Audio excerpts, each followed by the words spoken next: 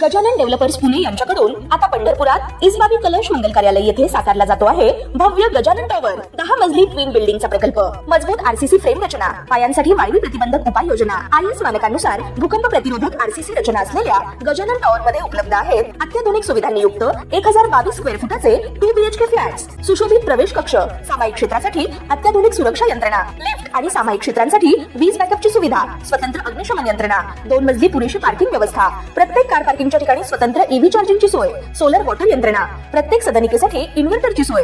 इसबाबी कलश मंगल कार्यालया शेजारी साकारल्या जात असणाऱ्या गजानन टॉवर मध्ये आजच आपला हक्काचा आणि आधुनिक सुविधांनी परिपूर्ण अलिशान फ्रीसाठी संपर्क क्रमांक 7677700025। ताज्या घडामोडी पाहण्यासाठी PVN म्हणजेच पंढरी वार्ता न्यूज या चॅनलला सबस्क्राईब करा।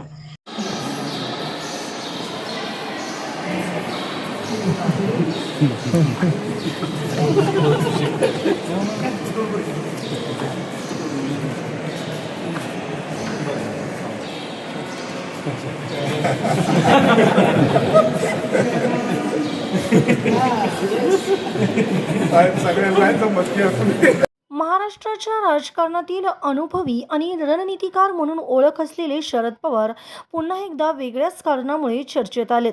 बारामती दौऱ्यावर जात असतानाच त्यांनी सुपे येथील विद्या प्रतिष्ठानच्या शाळेला सदिच्छा भेट दिली।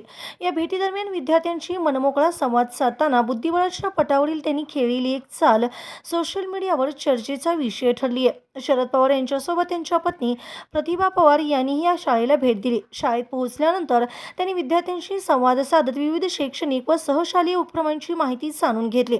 विद्यार्थ्यांच्या सर्वांगीण विकासासाठी राबवण्यात येणाऱ्या उपक्रमांचे त्यांनी कौतुक केलं।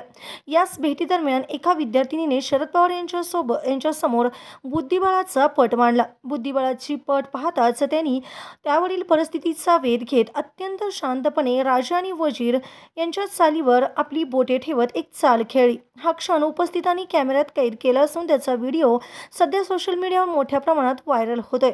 राजकीय वर्तुळात ही या प्रसंगाची चर्चा रंगली आहे।